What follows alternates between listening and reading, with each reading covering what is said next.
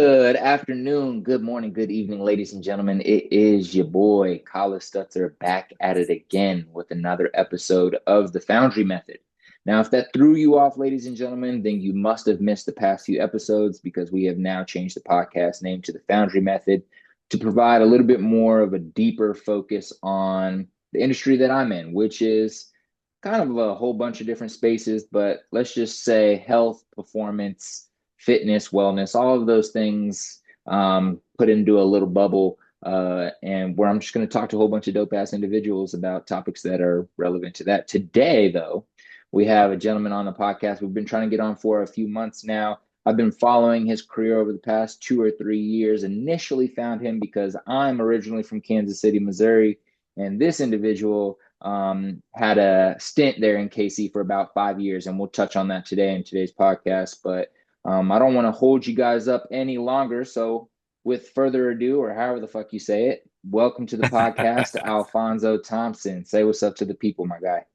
What's up? What's up, everybody? Thank you for having me again, Carlos. I know that yeah, it's been a while since we first connected. I think it was like 2 or 3 years ago. Just like you said on IG and just via the KC Connect. So finally we were finally able to make this happen. Yeah, thank you for having me for sure.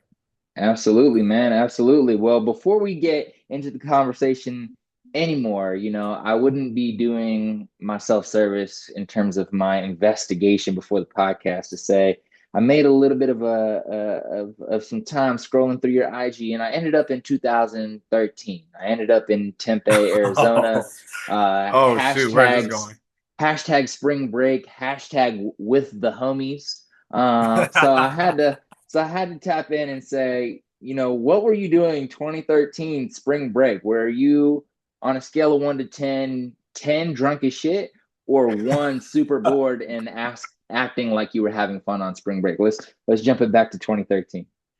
Let's knowing how I was back then, probably a little bit of both. That specific spring break was probably when so I went to Arizona State for those who didn't know. So obviously I tell people all the time, all the rumors you've heard about ASU, they're all true.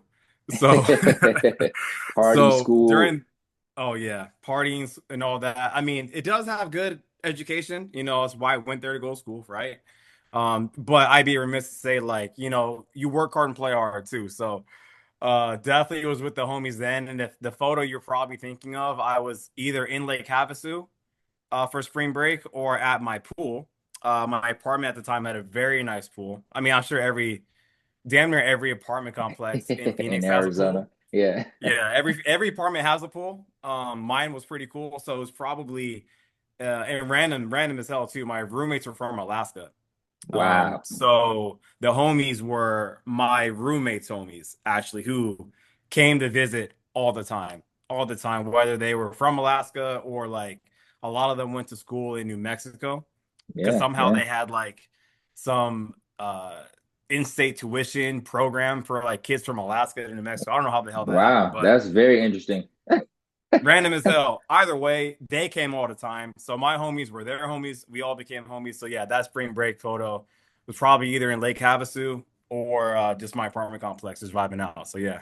That's sick. I love it. I love it. I had to bring it up, and let's dive into that time period a little bit more. I just want to follow up with the question, if 2013 you was to be able to meet 2026 you, would he be proud, or would he kind of be upset that you gave up the spring break lifestyle for 9 p.m. nights and and waking up early for coaching Oh athletes man. and prioritizing health? Like, what would he think about you today? What do you think?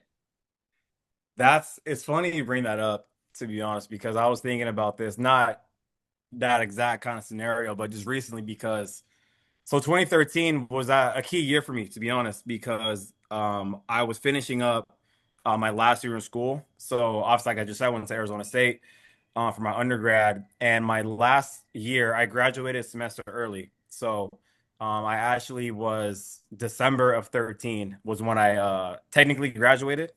So summer of 13 and fall of 13. after that spring break. I really pretty much was in like grind mode because Yeah. it was when like I knew that my end was coming, and so that summer and fall were just filled with internships. The summer was I was interning at a spot called Athletic Republic. Hmm. They have there I think it's a national chain. They have it pretty much a lot of places, but long story short, like I had always been around sport my whole life. Like I played football and ran track, which I'll kind of tie that into later, which how the hell I ended up in soccer. But initially, I started off just playing football and ran track. My pretty much since I was young. Like my dad played football in college, so like football was my number one sport. So then like once me and I'm 5'9", 190, so like and I capped out at like my sophomore year of high school. So it was like, all right, like I'm not the NFL is not my future. So like if I can't be a pro, I want to train pros. Or at least that was what I thought. And I figured I'd end up in football because football was my life at that point. And so yeah, 2013, that summer I started doing internships. But the main one, the key one that opened the doors for everything for me was me getting an internship at Exos, which at the time they were called Athletes Performance. So Yeah, yeah, legendary institution. Keep going, but just when we think about sports performance, when we think about strength and conditioning, when we think about anybody trying to get in this field over the past like 20 years, one of the primary like funnels yes. of coaches across the entire country, but really across the globe is EXO. So yes, please dive into your experience there. Yeah, for sure. Once again, fun fact, I was the last class of Athletes Performance because that next Wow. cycle they rebranded. So I may look young, but I'm a young OG. I'm a young OG when it comes to that. And it's hella funny because the only reason why I got it, the only reason why they told us to be in my face, they were like they were done accepting interns at the time. Um, because all the interns were from all around the country, and then we had three, maybe four that were international. So they had like an intern house somewhere in Scottsdale. And That the was going to only be my reason why follow-up they question. what My was that? follow-up question was going to be, is this during the tenure? I don't know if they've done this for all the years, but I've heard stories about interns all living in one house and like being both fun, but also, you know, a lot of Yeah, people in one well, house. to cut it, well, the answer to that question is I actually had never went to that house, to be honest with you. Hmm. They stopped doing that. Maybe it was like that next year. It was fairly recent after I had left that they stopped doing that because it ended up being more drama than anything else. Yeah, From what I heard, yeah. I actually had never been to the intern house. But they told me straight up, they're like, we were done kind of hiring new interns, and the only reason why, not the only reason why, but the main reason why was because you already live here in Phoenix, so like Mm, you can just drive here. yeah, And yeah. I was like, I don't give a damn, like whatever. And then and my first coach for anybody in the S&C community, my first coach, my first mentor really was a Brett Bartholomew who Legend. worked at Exos for a long time, headed of like the NFL offseason and just worked with a lot of NFL guys in general. Now he's doing his own he's been doing this for a long time now, but the art of coaching, and he has his own business just coaching coaches. But when I first worked with him, he was still like just in the trenches working with the NFL Yeah. dudes, and straight up told me he was like every ASU intern we've had were shit. Can I say that? Are we allowed Yeah, to yeah, say yeah. that? You're good. You're good. Okay. Yeah. He was like every ASU intern we've had were shit. So like just know that that's your standard. I don't know if it was like some reverse psychology or something like that, but like I was like, fuck this guy. Like I'm gonna prove him wrong. I'm proving wrong. So then I was just grinding my ass off, man. Like unpaid, by the way, internship, full time. It was like 15-hour days, 12 to 15-hour days. Don't even Wow. know how that was legal, to be honest. Um, but I mean, I got school credit. That's how it was legal. But like the hours that were required for my internship, I finished probably in the first 3 weeks. Wow. And Wow. but it Wow. was a whole semester long, right? But I wouldn't trade it for the world. Like the not just the S&C and movement stuff. I mean, that was all I knew, to be honest. Like because I was just working on my own, like any true like OG strength coach, like 10 years ago, 15 years ago, I would get me and my friends would get workouts from bodybuilding.com, Yeah. or like T Nation was like my source of figuring like just workout stuff. So me being at Exos, or at that time Athletes Performance, was my first introduction to like a system. And that that opened the doors, and just me busting my ass off. Like I got to give myself credit there, but like that opened the doors for like just networking and being able to have them to back me up. Because I heard this on another podcast recently that it's not that who knows, it's not who you know, but it's who knows you and their Yeah. perception of your work ethic and all that, right? So Yeah. but all the people that come through those doors, like for people that don't know, like especially now, now they've gone super corporate, but at the time, like they were, like you said, the like pristine, like SNC, all the top athletes around the world would train at the hub. Yeah. They had other locations, but Phoenix was like, or is the headquarters there. They had a So chokehold on that space in the for a 2010s long for time, sure. Yeah. for a long ass time, bro. So uh and it's low key like a fraternity. Like they, if you kind of made it out and didn't make an ass out of yourself, like that, they can open the doors and had opened the doors for almost every real job that I had. So going back to the original question, like if just knowing kind of like, like when you're just grinding and you're thinking like, damn, is this gonna work out? Like I'm legit not making any money. I actually, they had a challenge for interns, like, oh, who can like gain the most weight, put on the most muscle. I had lost weight. I lost muscle because I just wasn't eating, because it's working, like I said, 12, 15-hour days. I had like, they literally had to like tell me to go home. They were like, no, this isn't like some test. Like, you actually need to go home. Like, you're gonna get us in trouble. So, but just knowing like the hours that I put in and all that stuff. So like to see if I can go back to that 2013 self and just be like, just keep your head down and keep grinding, man, and it'll be worth it. It'll be worth it. It'll be worth it. So then, yeah, so that just kind of laid the foundation. Then once again, like after that, like 2014, moved back to Sacramento, and then had a few instances with like other jobs, and that's kind of how I got into the soccer thing. But we can get into that later. But yeah, if I were to go by Yeah. 2013, man, he'd be hella proud of who I am and what I've done so far. I mean, I'm still a work in progress now. We all are. I don't think he should ever stop. But if I can go back to, it's crazy to think that that was 13 years ago.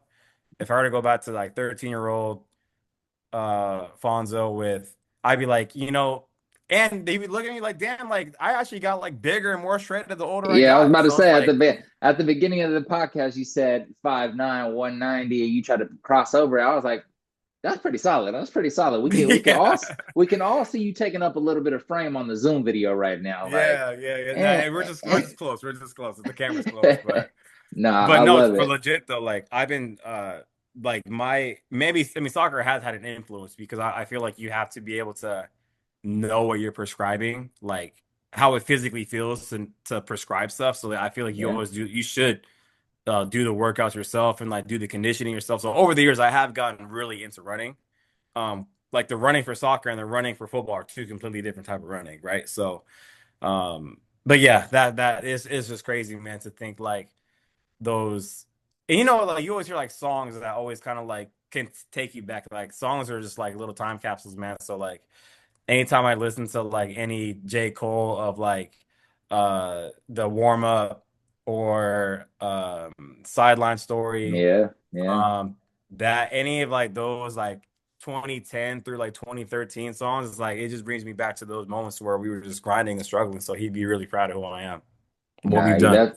that's so real about them. You shared a few different gems that I'm not gonna dive into today, but like gem number one slash, I wouldn't call it a gem, more interesting is shout out to Brett Bartholomew. He's one of the first individuals like in the strength and conditioning community that I was like learning from early on when I was like a junior in high school, just trying to like learn before I was considering going to college. So just like the early days when I was learning, I remember Brett being one of the first individuals, at least online, that I was introduced to and just Yeah, following his career. And he had a little, I've run into a few people here in LA that know him because he had a short stint here in LA doing he some did. work at Yeah, a institution here. His book, Conscious Coaching, I remember as soon as he dropped that, I was reading that. That was super helpful in terms of understanding like different athlete prototypes and just thinking about different individuals and personalities from that perspective and how to coach them and approach them. So that's yeah, always a book to go back to. So it's funny that that was your experience at Exos and being able to, work with him, under him, learn from him. So that's funny. Then you were sharing about the songs. Songs, we could dive into that, but that might take the whole episode. But songs really do Yeah.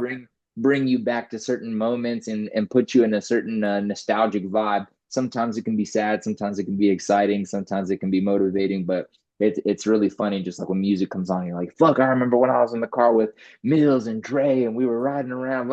And so it's a beautiful thing. And the last thing, which I don't want it to go over people's head, again, we might not talk about it too much today, but coaches or wannabe coaches, young coaches who are looking to become a better coach. Anything that you're programming, anything that you're considering integrating into your programming for athletes or just gym pop clients, you should be doing yourself, or at least testing it out.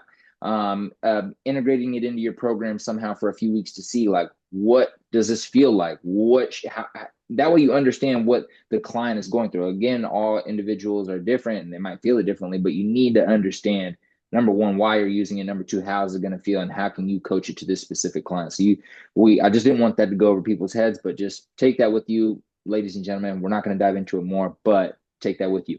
I want to bring up a For few sure. cities. I'm going to name off some cities. One you already covered, but Tempe, Kansas City, San Francisco, the Twin Cities in Minnesota, Fresno. What do these cities have in Yes. common, and what role did they play in the last 10 years of your life? Uh, Damn. What they all have in common is, which is crazy because like if you think about a city like Tempe and Phoenix and like Minneapolis, they're like completely opposite Yeah, in like almost every way. Um, but I mean, they're just each place has a little place in my heart, man, and of just like different phases and different chapters of growth. The Phoenix one we kind of already got it. That's undergrad. The one that really for me personally, which growing up, if anyone's from California, I'm born and raised in California. I'm from Sacramento, born and raised. Um, Sacramento.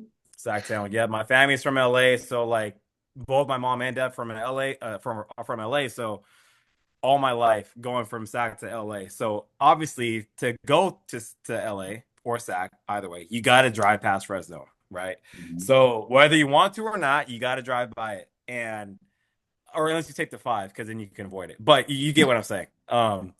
Uh that so growing up, like everyone always talked crap on Fresno, and even before I went there, um I actually visited to go to because I was thinking about going to Fresno State, which the irony is I ended up going to Fresno State, but this was like for undergrad though, and I was like, it was hot, it was July, and I was like, why the hell? It smelled like cow, like this manure, because it's a very agricultural school. Yeah.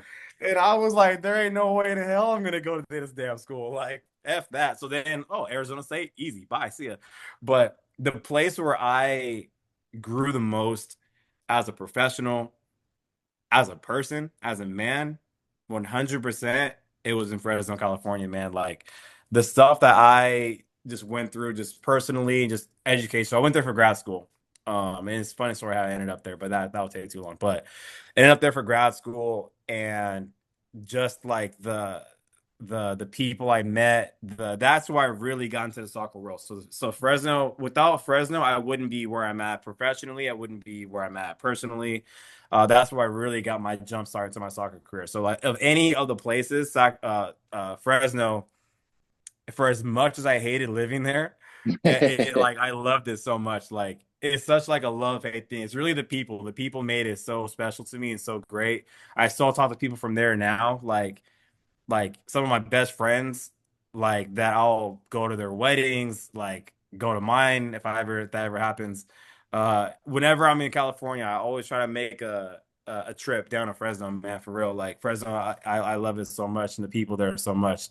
Um, and Jump then into I that. would, Let's pause there and jump into, because if we think about it, if that's the start of where you got your introduction to soccer and how you started getting your experience in that field, that kind of defines the rest of your career from a career perspective. Like, yeah, what teams you ended up working with in Kansas City, and what teams you ended up working with in where you're at right now in Minnesota, and some of your other experiences are a strong correlation with soccer. And, you know, if soccer would have never got introduced to you and that would have never been the start of your experience, maybe those other cities would have never happened. So let's Yeah. jump into, you know, your time at, what was it, Fresno City College, or if I'm remembering So correctly, it and was another. Yeah. I dabbled in everything, dog. Like anything soccer wise in Fresno, I've done it.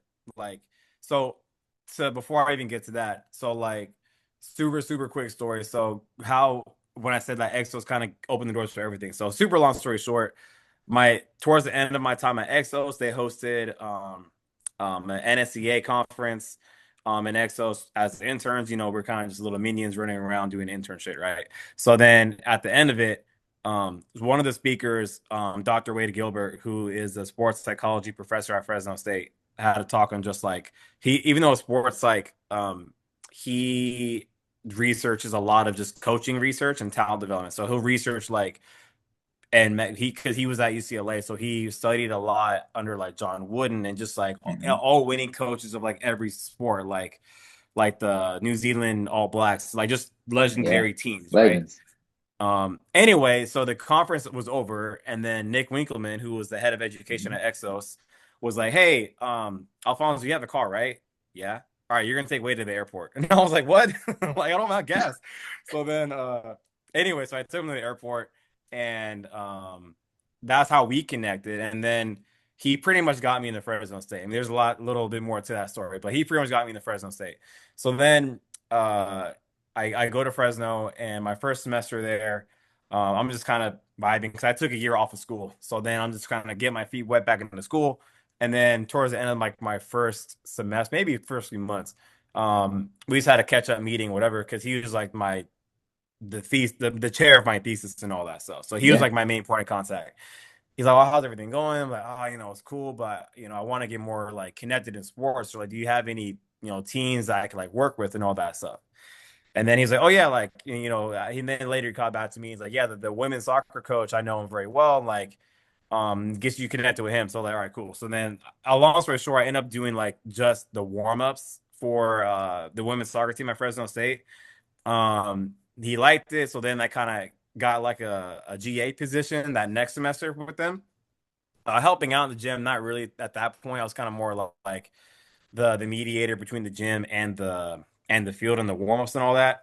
Long story short, so that went well. The coach from Fresno State, then became the head coach of an amateur team called the Fresno Fuego. And the current landscape it's the USL League One, but back then it was in the PDL. But just like for the level of like MLS, USL Championship, League One, that's kind of where they were. And then I did the same thing for 2 seasons. Did that. Then I can't remember when I started working for Fresno City College, but then I started working for Fresno City College because their head coach was like, hey, it's like because Fresno's a tight knit community, very Yeah. small town. So I got in contact with the head coach for the Fresno City team that you alluded to. I really can't remember how that happened, to be honest, but I just ended up working for him. And so in between like Fresno State women's soccer, Fresno City's women's soccer team, private training, just meeting up with kids at a park and just doing some random stuff. Like I was doing everything, personal training at just the local gym. So like having, how it is, like having 3, 4 jobs, like in Hell grad yeah. school, I was still in the mornings, from 4 to 9 a.m. Unloading boxes from FedEx. So like hustling, grinding, bro, like just doing everything I could just to make some money and then put my name out there. And then the Fresno the amateur team, which what they were, they got bought out by these English dudes in 2018, and that became Fresno FC. So in Uh, 2018 was a pivotal part between like me not jumping ship, transitioning to the actual professional level. yeah. Because now it's real. Like they brought in a lot of veteran players, senior players, and at the time, I don't know this for a fact. I'm just assuming it was, but I was only 25, so I was 25 years old, the head S&C of a professional soccer team. So I know, like within our league, I had have been one of the youngest ones for sure, but definitely the only like colored person, no Yeah, doubt, for sure. strength coach wise in that league at that Wow. time. Wow. So that was a crazy experience because it was so much learning because I really learned that I had no idea what the hell I was talking about. Like aside from the warm up itself, which I was like solid at, having to learn like actual like training sessions. Because like I said, I didn't play soccer growing up, so it's like although I've been working with a shit ton of soccer teams, all I was doing was a warm up in the gym. So like I didn't need to know tactics to know like the training stuff in the gym and a fucking warm up. You know what I mean? Yeah, Like yeah. but actually like being able to plan session, honestly, it went terrible. It went terrible. There's no it went horrible. We were so ass, had hella injuries, and I was scrambling. I was honestly scrambling. So but being humble enough to then like ask for help, which I think a lot of young coaches, especially now, don't do because I don't know. I don't know, man. I don't know, just the lack of like social interactions from like I don't know, but I feel like a lot of coaches now, younger coaches, don't ask questions the way that you could look. You don't know what you don't know, and especially when you're in a situation to where it shows that you should know what you're talking about. And then you gotta ask for help. So then, but then like I grew along that way, and then actually it was a blessing in disguise because after that I only had like a 1 year deal with that team, and they didn't bring me back to be honest. So then like I was like, damn, like I never really gotten like fired before. Then I was like, ah, did I get fired? And I was just talk to myself out of it. And my dad was like, no, son, your ass got fired. And then I was like, damn. So I was down bad to be honest, but I took that time to I called it my sabbatical from 20 the end of 18 through the beginning of 2019 where like just studying I was like I dove super deep into like tactical periodization. I have a whole book from like Jose Mourinho, like read that front to back. The whole NSCA book front to back. That was when sports science really became popular, I think, was really like Yeah. in the 2017 through 2019. Like, because even though I was in the industry, I had never heard of sports science before, to be honest, Wow. until Wow. probably the end of 2018. So then like bought everything I knew off of that. So then like for 3 months, I was just reading every single day, talking to other people every single day. And then meanwhile, because in that time, it was every MLS team not actually, no, I take that back. There were some MLS teams who had second teams. So like Sporting KC2, or actually they were called Swope Park Rangers at the time. Is it kind And of like a is it kind of like a G League type of thing where you can call yeah, players up? yeah, it's similar to that. It's more like a U23 team. Okay, Um, I got you. like a Yeah. U23 team. So like Hmm. now every MLS club has that, but 2018, 2019, only like a handful of them did. Because Fresno FC, we were actually partnered with the Vancouver Whitecaps. We were their second team. So they sent us like maybe 5 players from their academy, or their first team that weren't getting minutes to play. And so anyway, but every time we played an MLS team, point being was I would network with that coach and then the actual club's the sporting director or the performance director, right? So then, long story short, I connected with the dude in KC, Mateus Manuel, and in 2019, he actually reached out to me. I hadn't spoken to him for a long time, and was like, "Hey, how's everything going? How's preseason going with your club?" I'm like, "Oh, I'm not really with them anymore. You know, things didn't work out." And he's like, "Oh, shoot, sorry to hear that. Do you want to work for us and then work with our academy?" And I was like, "Say less. I'm there." Um, so mind you, this was a Tuesday afternoon where he just randomly called me out the blue, right? Wednesday goes by, I talk to the academy director. Thursday goes by, I don't hear nothing. Friday goes by, I don't hear anything. Saturday morning, hey, what's up? We want to offer you the job. Oh, cool. When do you need me there? How fast can you get here? Shit, I don't know, whenever. He's like, all right, get here by Wednesday. Click. And I was like, what? Mind you, I'm in Fresno, California. It's mid-February. So for us it's wintertime, but like out there it's like actually wintertime. Yeah. I have a little two-door Hyundai Accent hatchback. Everything I had, I stuffed in that car. Whatever didn't fit in the car, I got rid of. And then Monday morning, I drove my ass from Fresno and I got to Kansas City um that Wednesday afternoon. Wow. So all that was a culmination of everything I had learned and just grinded out. in Fresno. And then, which is crazy, is a crazy ass ending to that was, so in 2019, I was with the academy at Sporting. Um, the end of that year, so actually 2 months into me working at Sporting KC, my boss gets fired, which is crazy. So then I was like, damn, I just got here, my dude got fired. That's crazy. So then the interim, well, his assistant, Joey Hardy, then became the head. So then I was just helping him out the whole time. The end of 19, I then got promoted from the academy to the senior team. So literally like within a year, 2018, December of 18, I was unemployed. December of 19, I got promoted to be with the senior team. So like all that growth and like, pain and struggles I had were all just a culmination of all the hard work and grinding that I learned and did when I was in Fresno. So that's why like Fresno has such like a chokehold on me, because professionally, like just all the ups and downs and like the wondering if it's gonna make it. Going back to even the 2013 example, right? Like, because I was like, "Fuck, man! Like, is this ever gonna like work out?" Because like now that I'm not in school, like these loans are like these. Sally Mae is calling. She's not gonna stop, man. Sally Mae is not stopping. She still hasn't stopped, by the way. Man, But I was I know that's right. I was like, but damn, man. So that's why, Fresno will always have such a special place in my heart, man, because like I wouldn't have been able to go to Kansas City if it weren't for me doing what I did in Fresno, man. So like the people I met, people I still talk to out there, like it really does mean a lot to me. So Man, big up Fresno, ladies and gentlemen. yes, sir. The If you're from 559. Fresno, if you're from Fresno listening to this podcast right now, go ahead and give yourself a quick clap. Big up everybody from Fresno.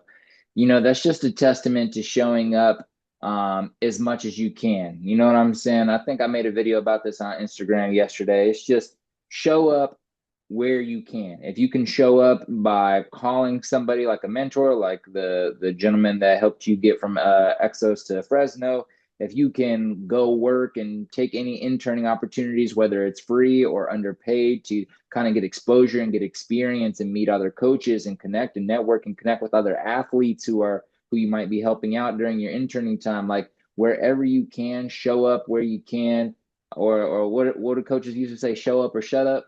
Because what are For you real. doing complaining, talking about I can't ever get an opportunity, or I have to have this specific degree, or I have to know the right people to get this opportunity to coach pros? It's like, no, just show up and shut up.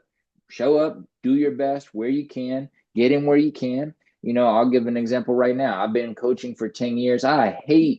I love shadowing and I love interning from the learning perspective, but I also don't like it because I'm like, damn, I've been doing this for a long, long time. And like, I don't feel like I'm For real. uneducated. I just need the opportunity to work with someone, blah, blah, blah. But then I got to put myself in the right headspace and be like, no, first off, there's always something you can learn. Whether you don't like somebody's style, when you don't like somebody's style, you take that information, you write it down. What do I not like about his programming? What do I not like about how he coaches the athletes? What do I think I could do better? It doesn't mean you need to bring that into that room because that's not your space. You don't own that space, but you can always learn and figure out how to get in the right rooms, expose yourself, learn, create relationships. Just show up, man, is what I'm saying there. And that's what you did during your time, number one at Exos, those 12, 15-hour days. Number two, going to Fresno and going back and getting back into school and showing up where you can, offering help where you can. It might not even have been the sport you wanted to work with. Of course, you were open to taking any opportunities, but like you said, you thought you were going to end up in football. And I bet you that's kind of where your heart was when you got to Fresno. But look, if soccer is there, Yeah. I'm going to take it. If tennis is there, I'm going to take it. If golf is there, I'm going to take it. And just showing up and taking what you can, especially early on. Especially early on. You can become a tad bit more picky later in life, but early on, you need to just get in there, show up. If you're a young coach right now, you're trying to find your way into the opportunity you've dreamed of, then just keep showing up, keep offering your help, free or paid, underpaid, who cares? Provide information, learn, learn, learn. I just wanted to give that quick rant because we're going to take a quick water break, ladies and gentlemen. So if you need some water right now, if you need a moment to park your car and get inside so you can look up Alfonso's Instagram and cold email him and cold DM him because you want to learn shit, then go do Yes. that. But go get some water. We're gonna take a quick break and we'll be right back. And we're back, ladies and gentlemen. Hopefully you got your water and you're sitting down, you're listening loud and clear. Let's jump back into the conversation. Yeah, for sure. And it's something that we were talking about beforehand. You were talking about, for any young coach out there to, be open and do the internships and just study and all that stuff. I would say also too, just have an open mind because early on, like especially when you come out of college, like 'cause I'm talking about myself, a younger version of myself. Like we Yeah. always think that like once we got the degree, like we think we fucking know everything. Like I'm 21 years old, like just got a degree. Like I don't know really anything because you really don't learn your job until you're actually working. Like that's why internships are what they are. Like because like you actually learn like actually I actually kind of don't like doing this something like that. But going like to people like because you don't know shit yet. To be completely honest, you don't know anything yet. But then even if I learn stuff from people, I genuinely like hate it. Like, and I say hate like, kind of half-heartedly, but like there's some people that, you know, I really just didn't like.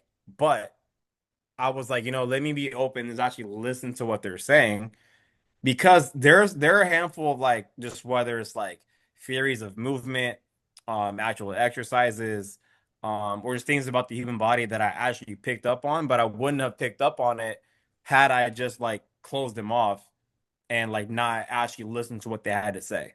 I may not agree with them on X, Y, and Z, but I'm like, oh, actually, that's actually, that actually makes sense, or I actually like that. And so, what I mean? Just be open because you don't know what you don't know. You don't know everything yet, and you don't know who you can actually learn from. So I just wanted to say that because there were plenty of instances early on in my career where I was like, man, this guy's a fucking dickhead. But that actually makes a lot of sense. But you wouldn't. But if I just thought he was a jerk and completely shut him off after that, there are a lot of things that I wouldn't have learned. I probably would have learned it later on, but like it just speeds up. So it's all the interactions, but don't be afraid to ask questions, and then just be open. That was pretty much what I was Yeah, gonna say. and I think asking the questions really helps everything. I mean, say I think we all do, and everyone listening to this podcast has had this experience if you're in the space or just any career where you're working under somebody or for somebody or interning under somebody or shadowing under somebody that you just don't fuck with. And that's okay, number one. But like Alfonso was saying, don't just shut somebody out, especially if there's somebody who has, so many years more of experience than you. It doesn't mean they're a Yeah, fucking that part. genius. Yeah, Doesn't mean they're a fucking genius, but it does mean that they have so many more instances where they picked up on the minute details of coaching. And they might provide you something that you don't like, but because you don't like that specific thing, it's inspired you to think about a different way to approach that. And that thought process wouldn't have happened if not exposed to this individual, right? So the follow up there was just like you said at the end, ask questions. If somebody says some shit that you're like, what the fuck does that mean? Or maybe they said it in a way that made you like pissed off because they said it like they were being a dickhead when they said it. Just ask a follow up question like, hey, like, I know you don't want me to do that, or I know you said that's stupid, or I know you said that's dumb, but why? Can you yeah, explain that a little bit more? And they might give you a half-assed answer and be like, hey, I'm sorry, I'm not following. Could you just double down on that a little bit more, or can we talk about it later? Like, don't be afraid, even when you're pissed off, to double down on questions and really try to get insight into the reason somebody's using a specific cue, using a specific exercise, using a specific technology or a specific tool in the facility. So nonetheless, I love that. Let's talk about, if I'm correct me if I'm wrong, but your longest tenure thus far is in Kansas City because yeah. what's almost 6 years, 5.5 years over there. Almost. Yeah, exactly. Yeah, 5.5 years. So I moved So there February of 19, and I left August of 24. I love it. So let's just maybe, I don't want you to have to dive too deep into your brain to like pull an answer out for this, but if you were to think about, one or two coaching specific lessons you learned by coaching, I mean, how to relate with an athlete, or maybe how to get a specific cue through, or how to build relationships, something more relationship or coaching based. One or two things that you learned during your tenure there where you're like, man, I really learned this in Kansas City. And then maybe one or two more physical in the gym, exercise specific or tool specific things that you pulled out of there that you really enjoyed doing. Maybe it was a specific piece of equipment they had that you used a lot and you really liked. But yeah, let's just go one and one. So one coaching lesson you learned during your time there that was like really powerful for you. And take your time. Don't feel rushed to answer quickly. Yeah, no, I'll tell you right off the bat. So the biggest relational piece Now, I'm talking from the context of me working in professional soccer, right? So I work for a professional soccer team and have been, fortunately, for the past over damn near 7 years now, right? So if you don't work in professional sports, or this may not be directly um the part of it, but the biggest thing I learned relationally is, at least in like my realm, I am just a piece of someone else's puzzle. I am the means, like what I do is a means to an end. And once I understood that, my relationship with the players, my relationship kind of with my job itself, like just kind of got a lot easier. So what do I mean by that? What I mean by that is, a lot of times, especially I mean, obviously I'm American. So the American traditionally, when it comes to working out or sports, is like the weight room culture is very strong. So right, like obviously the most popular sport is football. So football is very tied with the gym, just culturally, right? Like I played football growing up my whole life, so I very much am aware and am used to that. So then when you look at a lot of traditional like colleges, the S&C programs from college, for the most part, they've gone a little bit more modern over the past, I would say, 10 years. But when I was first getting into it, it was like the football program, and every other team just got a little variation of what the football team did. Yeah. Whether it was just lack of, coaches, to coaches were spread thin because we have four coaches with 20 teams, which that's crazy. Um, so I'm not like, if I were in their shoes, I'm not writing 20 different programs. I'm gonna write the same shit and kind of do deviations as well, right? So I'm not blaming them. I'm just saying that is what it is. So why I bring that up is, earlier on in my career, I was trying to force that into the soccer world. Now, soccer has gotten better over, and once again, I first started working in soccer in 2014. So in my 12 years of being with and around professional athletes, soccer players specifically, both amateur and professional, earlier on, like, the weights is like, people would like pull a hamstring just looking at a dumbbell, let alone like ever fucking using it, right? Like, it just was like, no, I'm just not doing it. And like, obviously, you had some of the American kids, they were more used to it, so it was a part of what they just did. But working with a lot of like Latino players, and especially once started getting the professional ranks, a lot of players from Europe or just South America who don't ever use gym. But me being pragmatic, I've always been a pragmatic kind of thinker in this person. So it's like, I mean, this game of soccer has been around for a very long time. And obviously these guys, so like the players that we had, and even in Fresno, were a lot of USL in general, kind of is like, you get a lot of players who played at really high levels, who are kind of like at the tail end of their career, that play in the USL Championship, at least back then. Now it's either like a mix of them or like young up and coming players. That's what the USL is. So in Kansas City, in MLS, um, those you have players who are well established, who, especially that team specifically. When I first got there, like Matt Beasler, Graham Zuzi, Roger Spinoza, Tim Milia, like these dudes have won trophies. Like Zuzi and Beasler were on the national team. Beasler was a captain on the national team. So it's like, I mean, talk about an intimidating situation. Johnny Russell, like, you talk about an intimidating situation of going in such a senior laden team. And I'm only 26, 27 years old. Like, half the team's fucking older than me. And I was trying to just feed into, like, what I did, or like the Exos frame of mind into that. And it's just, over those years, I just learned that, like, these guys don't get paid to lift weights. These guys get paid to perform on the field. How can I ensure that my main job is availability, right? How can I make sure that I'm keeping these guys healthy enough to maintain their strength, their speed, whatever got them to this point? My job is to help make sure that they stay there. So my whole relationship with my job had just kind of just flipped, and me thinking like, it's not a I mean, we all want to feel important in what we do, right? Like we are passionate about our jobs for the most part, at least like what we like doing. Um and we want to feel like we are important. And my big realization to myself is like, I am just a piece on in this person's puzzle, in this person's puzzle. So like 27 to 30 different puzzles, I'm just a piece. And because these guys are trying to earn their next contract, these guys are trying to earn the guys who aren't starters. They if they reach a certain amount of appearances, they get a bonus. If they reach a certain amount of minutes, they get a bonus. So like these are the kind of nuances that people don't really think about, where like they don't give a fuck about the gym. Some guys do, but it's like they need it to make sure that they stay healthy and strong enough to play. That's full stop, right? So once I kind of got over myself thinking like I'm hot as shit, right? Because I'm one of 30 strength coaches in MLS, which is true, but it's like our main job is to make sure that they're available, healthy, and fit to play in the style of play that your team plays.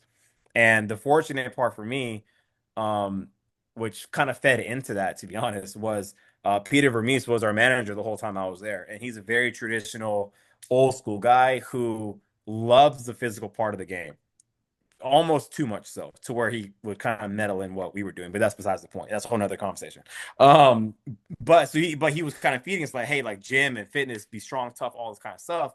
But the modern part of the game is like, we don't need to be barbell back squatting all the time or like deadlifting, because like these guys, there is a technical proficiency to those kind of compound lifts to where, yes, we teach them that stuff, but then there's also other variation and deviation of these main compound lifts where it's like we need to get the most out of the little time we have to, educate and do all that stuff, because there's a lot of games like, for example, we're on World Cup break right now, but we at Minnesota United, the over the past 6 weeks, we've played probably like 12 games. Like there was a span of us playing 7 games in less than 3 weeks. And Wow. then last week we played, or 2 weeks ago, we played 3 games in 6 days.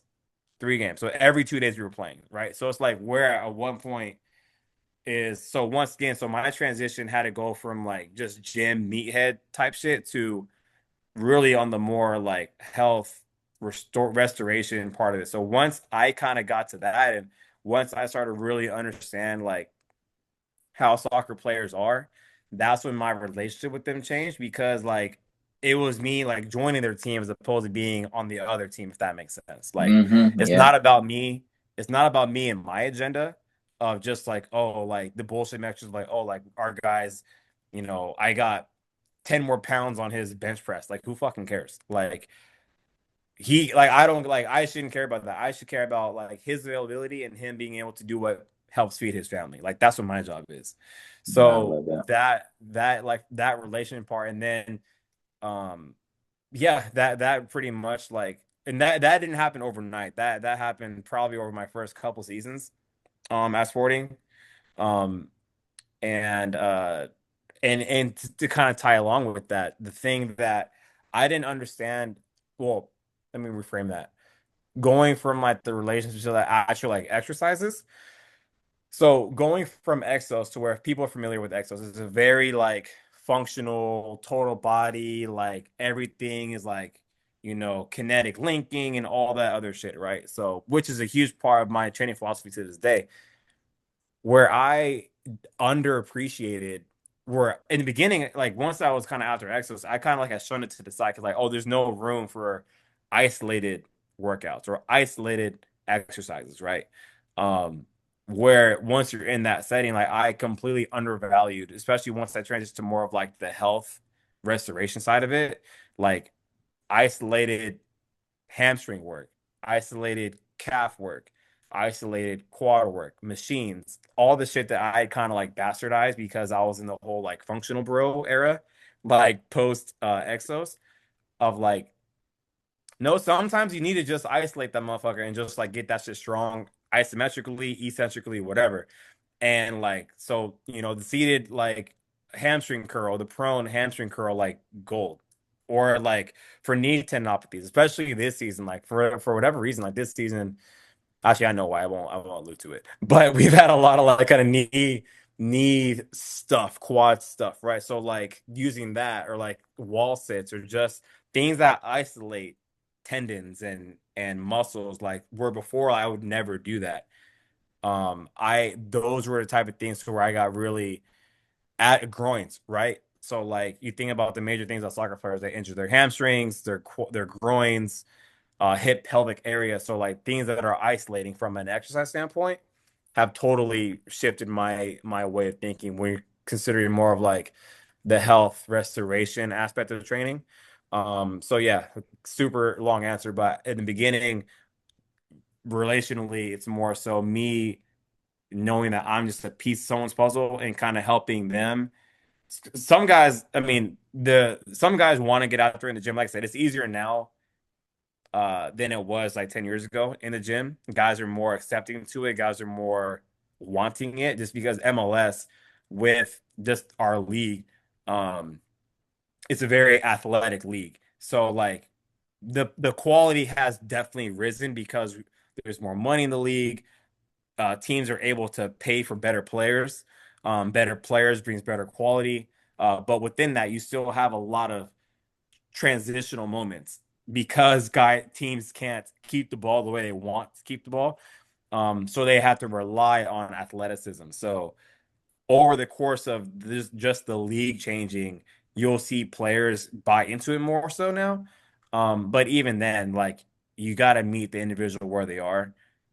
Some guys want to get after it, some guys don't touch the gym. So my whole stance of like guys needing to get bigger has completely shifted. Guys need to get stronger, but that doesn't mean you need to get bigger, right? Um, so that part of it relationally for sure. And then once again from an exercise, I would say the theme of not disregarding isolation has been huge, especially when it comes to um health and just like tendon health um, and just kind of keeping all that stuff happy when Yeah. you're in these instances to where like you can't load guys the way you want to, but actually leaning on isolation in some parts has been a huge shift in my training philosophy and thoughts. Yeah, and I think the two things that stand out from those two things, I mean, on the first part, understanding where you fit in a puzzle piece is going to take time anyways. You said you learned that over a few different seasons, and I feel like that's probably constantly evolving considering players are coming in and out of an organization, all the time. So Yeah. if players are coming in and out of an organization all the time, and of course, I mean, 5 years with Sporting KC is amazing, but when we think about strength coaches, 10 years at different teams, a lot of them aren't staying longer than 3 to 5 years, and Yeah. that's a long ass time anyway. So you're constantly. It kind of just reminds me of being an athlete first coach, just being focused on the athlete in front of you. Obviously, sometimes there's going to be 10 athletes in there, but really just wherever you can, trying to build relationships with the people that you're working with so you can kind of understand how they think about the gym and how they think about keeping their body resilient, what their approach has been with other teams or growing up, and then kind of meeting them where they're at. Like you said, instead of coming in with this is my system, I'm the strength coach, I'm here to make you Exactly. strong, so listen to me. So I really love that because to me it just comes down to like talking to the individual and understanding the individual in front of you and building genuine relationships, and that applies across the board, across all in every field. So and then when you were talking about isolation, what came into my mind there was how kind of back to what we were saying. Say you're working under somebody you don't like. Look, all experience is good experience. All Mm, experience is good experience because you never know when you're going to pull something out of your vault of knowledge that you've picked up over the yeah. years. Something that you 100%. might Yeah. have thought was maybe too much on this side of the spectrum might be perfect for the situation you're in right now. Something you might have thought was, hey, that's way too much. Like that style is dangerous for this athlete, might be great for this athlete right here. You know what I'm saying? So Yeah. it's really interesting when you think about it. You stupid. Ooh, turn the light on and off. Ladies and gentlemen, don't you hate when your charger port is not functioning properly? So if this randomly dies, I'm sorry in advance. But the approach is very athlete specific and then also just experience specific. Like if you go and get experience and intern, in every situation that you can, you're going to be in a much better off position to win later in life or later in your career. 'Cause you don't know when that time's going to come where you need to pull that shit out the vault. So I love that. And as long as long as uh as long as we show up and take notes and learn wherever we can in whatever situation we're in, then I think we're going to be good no matter what. But let's talk a little bit about. There's so many things I want to talk about, but so little time, and also a little flustered by this low battery thing, and none of my chargers working, which is kind of odd. Um, All but right, good, bro. We can always run it but back too. I'd be more than happy to run it back another time. shit, and we might have to. But in the meantime, one of the things that I wanted to talk about, and I think it's relevant to what you just said. I wanted to talk about 1080s. I wanted to talk about velocity based training. I wanted to talk about a whole bunch of sport specific or training specific things. But I Yeah, think yeah, the yeah. one thing I want to talk about is microdosing. I don't know if you're familiar with Corey Schlesinger, NBA Yes. strength coach, and he, it's kind of popularized this concept of microdosing. And you talked about how many games you guys have played over the past few weeks and how little time you have to train. How relevant has, microdosing training, or, what is kind of known in the Gen Pop area as like exercise snacks, and like just small moments of training. How have you like integrated that or managed timing, like with like, fuck, they've had this many games, they're fatigued. I got to be careful when they come to the gym. They only can give me 20 minutes. They're traveling in 30 minutes. You know what I'm saying? How have you managed that Yeah. from a coaching perspective and being able to give them the stimulus that they might need with such limited time? Before I start workouts, I'm gonna have to take workout snacks. That's brilliant. That's that's Shout awesome out way. Joe Holder. Shout out Joe Holder. That's a Joe Holder thing. But go ahead, keep going. Yeah, that's dope. I'll definitely have to use that because that's honestly so one thing. Side note, it really depends on well, if you're in the private sector, it's just a lot easier. With a team, it really depends on the organizational structure of your team. So I'll say because I've worked for two clubs previously in my old club, uh, pre-training, before training, we called it in the soccer world, we call it activation. I actually do hate that word to be honest with you. Um, because just the whole nuance of I'm not gonna get into that.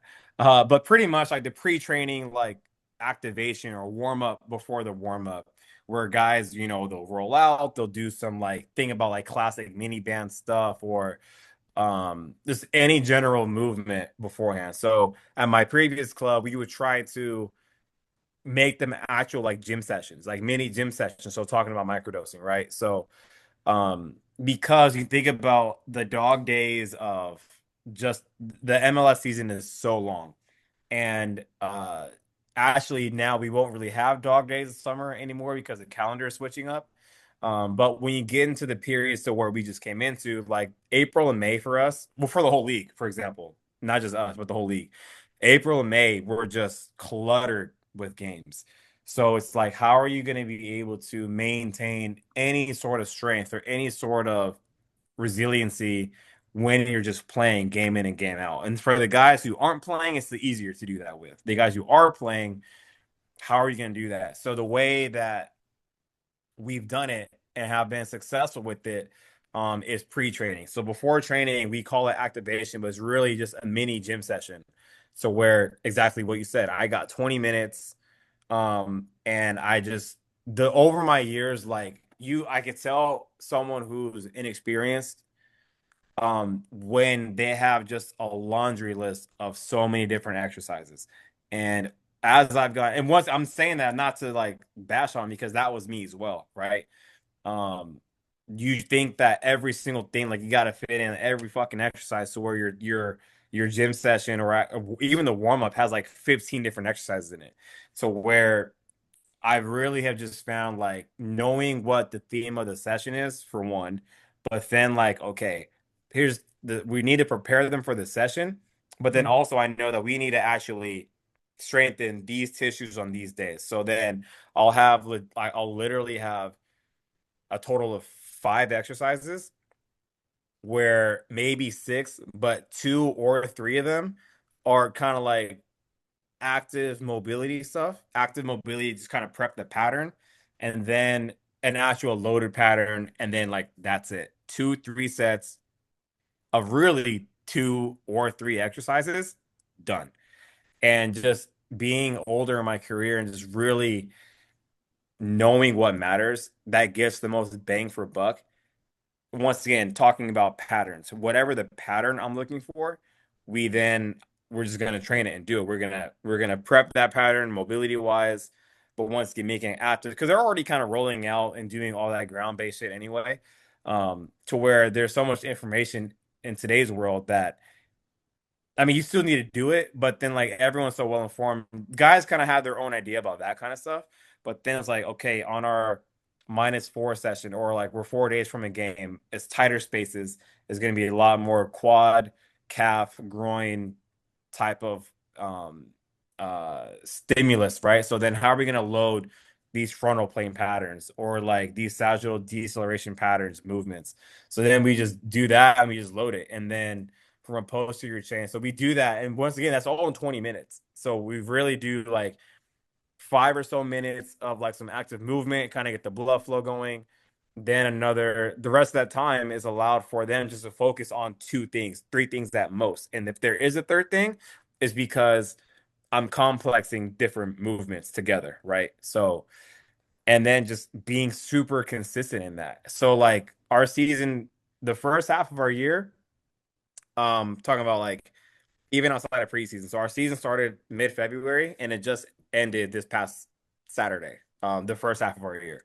So from February through May, I cut it into 2 different halves. The first half, it was very weekly, um, Saturday to Saturday, very easy. And then once April came, all hell broke loose regarding games, right? So, but once again, my thing about microdosing, and shout out to Corey as well, because I've been following him since he was at Stanford, and I don't know how long ago that was, but that was a long Yeah, ass time ago. for sure. Um, I've never met the dude, but via social media, shout out to you, and because I've learned a lot from you, vicariously at least. But yeah, I mean that's exactly how we go about it because we've done it. I've been around so long, like trying to get guys to do stuff after training is damn near impossible. Like, and to be fair, like going back to what we talked about earlier, like kind of putting yourself through some stuff. Not that I put myself through like these hard ass training sessions, but it's like it's hot in KC. It gets humid as hell. Even up in Minneapolis, I know it got humid up here. It gets hot and humid up here too. Um, but like just trying to expect guys to do stuff immediately after the gym is like fucking pulling teeth. So, which in KC, like that's kind of how it was. And you can't really push intensity when the intensity is already gone from what they did in the session. So microdosing it, you're only doing a few exercises. It's short in duration, so the intensity can be high. You do it in the morning while they're the most fresh, and we're just super consistent in that throughout our cycle. So then when we had these congested periods, I'm banking on all the kind of like the investment that we made earlier on, for lack of a better term. But then even in our few training sessions is alluding to loading these patterns. Now, when we have this congested period, I still do a lot of isometrics, but overcoming isometrics. So then to kind of just wake up the nervous system while still getting some potentiation in muscle groups or is trying to get certain patterns. So we're still training in some sort of like strength realm with these overcoming isometrics. And then post training, maybe it's more yielding isometrics or like holding something and resisting that pattern, stuff like that. And then we do try to keep it at least once a week. On a normal week, we try to keep it one post session lift to where we just once again keep it like 3 exercises, 4 at most. So like there's a lot more buy-in. Once again, I'm talking about soccer players, right? So like once again, like from a culture who like are so anti-lifting, it's a lot more digestible when I keep it super short. So then it's like, and all these guys have ADD anyway. I mean, actually, I do too, probably. Yeah, Um, especially the young bulls. Yeah, I mean, I do too. So if you only keep it to like 2, 3, 4 things at most, their attention can stay locked in. They're only committing 10 minutes of their life to me. Um, and we're just super consistent in that. And I've seen so, we have guys in their mid 30s who are still PRing in their jump height, in their sprints. Um, and we're just doing like once again, sometimes 15 minutes worth of gym, but it's every day. Yeah, And obviously it's there are frequent. nuances to that, right? Like per the individual, but as a team, microdosing is a way that we as a professional soccer team can maintain or even increase. We have been increasing in strength and power outputs since I've been at this current club since last June.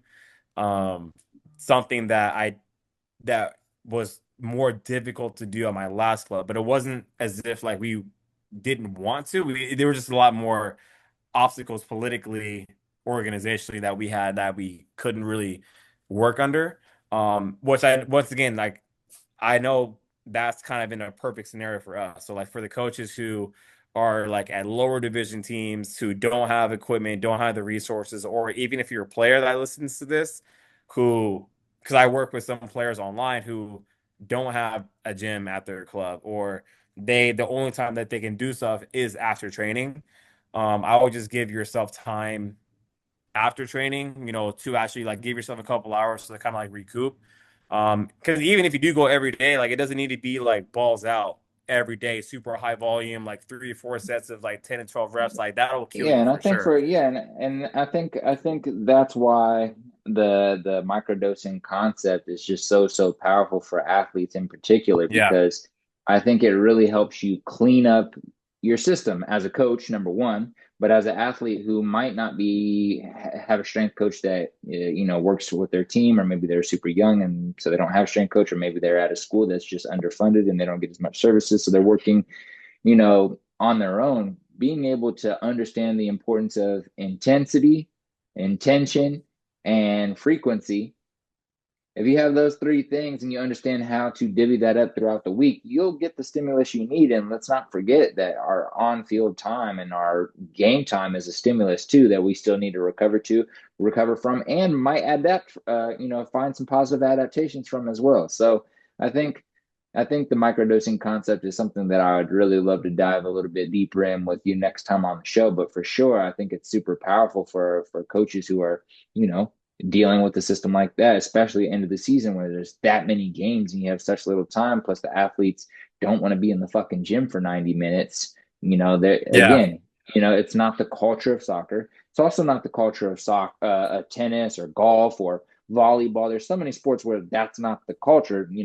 Maybe basketball here and there, football for sure, but taking the culture of football weightlifting and trying to apply it across the board never works. And you kind of just see coaches talk about it on podcasts over the years, like, For yeah, I sure. thought this was the way, and I learned the hard way that it is not the way when you're coaching a soccer team or coaching this or coaching that. So, Yeah, I mean, talk such a about powerful Corey, right? I concept. mean, he's been in basketball the whole time. So, like, Yeah, learn about true. him and he's doing it in basketball. You think how many games basketball players play? Like, the playoffs right now, they're playing literally every 2 days. Yeah. So, and you hear stuff about how they'll do things before games. Like they play Mhm. like whoever plays. No, they don't play tonight because Cavs got their ass kicked. But if they were playing tonight, I'm sure they would have done something earlier today. Or like a Yeah. lot of stuff here in hockey, like they'll do stuff in hockey like before the game, or even sometimes after the game, they'll do stuff real quick. Once again, 2, 3 teams. Because I've Yeah, learned a directly lot after like the of, game. I heard of that about in the NBA. of like Go hip ahead, and sorry. groin stuff. I've Yeah. learned from like hockey. Um, and they're like, yeah, after a game, we'll do 2, 3 things real quick, and then we're on the plane to the next city. Baseball, same thing, right? So like there are multiple different sports to where like you think about the volume of how much they're doing, and the way of like because football is like it's literally once a week, and you have so much time in between to actually do proper gym stuff. But honestly, there are probably more sports than not that it's more I don't know, practical, I guess, to do it in that way. I mean, once again, if you're just a dog and you don't mind doing some stuff like that, that's to the individual. But if you're coaching and leading a team to where the volume and the frequency is an issue, then to your point, it's just manipulation of this volume and intensity. And it sounds simple. I mean, it's simple in concept, but in practicality actually doing it, it's difficult. But that's really it is just managing the volume, but keeping the frequency and intensity as high as you can, and just manipulating those variables, and then that's it. Yeah, takes time, takes a system, takes experience that you've built over the past 12, 13 years. And, again, we definitely have to do another episode. And I feel this way about the majority of my podcasts where I'm having a good conversation and I'm like, my time limit's hitting my time limit. So we Yeah. are getting there to the tail end of this conversation. We'll definitely have to pick it up a second time. But I think how I want to, end this conversation today is by doing a little stealing. And this is what I mean. I'm gonna do a stealing and I'm gonna shout them out too. So first and Okay. foremost, shout out to Coach 'em Up podcast, a great podcast between Tim Riley and Zach Zilliner. I think he's the head I strength love coach their for, podcast. I love them. yeah, head strength coach for Miami basketball, and then a private sector coach and NFL draft prep coach, Tim Riley. So love the podcast. And one thing that they do that I'm trying to figure out how to make my own version of, but haven't yet, but we're gonna steal today, is the rant or rave, and that's how we'll end our podcast today. So let's have you rant. I'll give you a timer too. So as soon as I say it's over. Let's do a 30-second rant on something that just pisses you off in the industry right now. Starting now, you got 30 seconds. I'm gonna cut you off at 30. Okay, off the top of my head, I think the biggest rant I have is talking about just coaching in general. I think we're too reliant on technology. And as someone who uses technology daily, whether it's force plates, whether it's VBT stuff, I think that we rely too much on that, and we just gotta once again rely on your coach's eye, and then just your communication with your athletes to see how they're moving, and not just look at an iPad the whole time, and actually be present in your sessions as well. Because you can have kids that move and act or moving like shit, but you're too glued to an iPad and looking at numbers and metrics when the person in front of you is who you need to be dealing with. So we definitely need Fire. it for sure, but over reliant on tech for sure. I love that. Okay. You get 1 minute straight to rave about something. Go ahead. That was great, by the way. That was a great rant. Thank you. Uh, just this is about the industry or training wise, Anything, or man. Anything that's fucking getting you fucking hyped right now. Anything exciting that just fucking brings you joy and gets you lit. It can be industry related or not, but 45 seconds now. Go. okay. So, kind of off topic, but it's training related. So, I'm doing a high rocks competition next week. So my training has been completely different over the past 3 months, 4 months, really, and just finding an appreciation of putting yourself in like the student's shoes again, like actually doing something else, like doing somebody else's program, like being like the recipient of training and just yourself. Like you forget if you don't put yourself through some shit, like you forget what it's like to be a student. You forget what it's like to be on the other end of coaching. So that experience over the past 4 months has really been something that kind of has re-sparked my interest. I mean, I obviously I've been always working out, but and doing fit stuff, but just a different style of training, a different style of training. But once again, like being humble, being like, oh fuck, like I don't know how to do this. Like, what do you reckon? What are your tips? Or like, how do you do that? So reaching out to people or like going to classes and being coached for that, you know what I mean, has been a real humbling experience. So being able to be a student again, something I've been raving I love about it. the I past few love it. months. I love it. I love it. And sorry to put you in such a rush, but with these last 30 seconds before Zoom shuts us down, let us Very know good. where people can find you if they want to work with you privately, or where they can find out how your High Rocks competition goes. So share Instagram or website, and then it'll probably shut off on us right there. Well, before that, call thanks again, bro, for having me on. You can reach me on Instagram, fit by Fonz, all one word, FO, fit, obviously fit by, and then FONZ. Don't have a website, but you can follow along Minnesota United, see how we're doing. But me personally, fit by Fonz, reach out, follow, and yeah, that's all I got. So thank y'all for having me. Hell yeah. All that information will be in the description. This is the Foundry Method Podcast with Kyle Stutzer and Alphonso Thompson. Thank you guys for listening. We are